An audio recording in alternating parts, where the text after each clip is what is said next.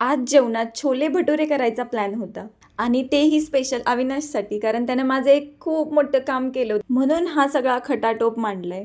सकाळ सकाळी मस्त एक कडक स्पेशल चहा घेऊन मी लागली कामाला. आता तुम्ही म्हणाल सारखं कडक स्पेशल म्हणत असते, तर कडक का असतो आणि स्पेशल का असतो ती तुम्हाला सांगते. कारण तो अविनाश बनवतो सकाळ सकाळचा चहा. जसं की आधी माझी मम्मी बनवायची तसंच आता अविनाश बनवतो. जर सकाळचा चहा कडक असेल ना तर दिवस एक नंबर जातो. छोले भिजवण्याचा कार्यक्रम रात्रीच झाला होता. आत्ता फक्त हळद मीठ टाकून मस्त 5-6 शिट्ट्या दिल्या, चांगला गिर शिजवून घेतला. तोपर्यंत साताऱ्याचा झणझणीत मसाला तयार करून घेतला आणि मग काय दिलं ना छोलेला टाकून त्याच्यात.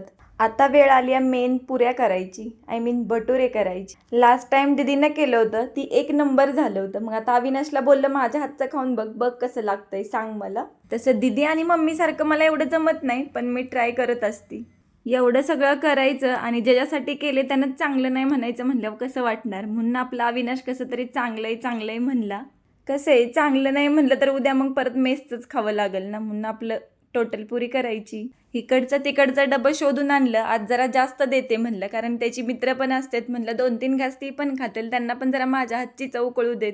नाहीतर आमच्या घरातलं वाक्य, अरे भाजी चांगली ह्याच्यामुळे झाली कारण की छोले रात्रीच भिजायला घातले होते ना म्हणून. अविनाशराव ऑफिसला जाईपर्यंत ना मला काही सुचत नाही. एकदा तो ऑफिसला गेला ना की मग माझी सगळी कामं व्यवस्थित होतील. 2-3 दिवस झालं ऊन जरा जास्तच पडतंय म्हणून मी सगळी झाडं खाली घेतली. सगळ्यांवरती छान पाणी मारून घेतलं, सगळं साफ करून घेतलं. ज्यांची पानं पिवळे पडलेली ती पण काढून टाकली. उन्हामुळे सगळी झाडं सुकून गेलेली, सगळी झाडांची पानं पिवळी पिवळी दिसायला लागलेली. आता त्यांना छान गरगरीत पाणी घातले. आता संध्याकाळपर्यंत मस्त टवटवीत होतील. भेटूयात नेक्स्ट व्हिडिओमध्ये.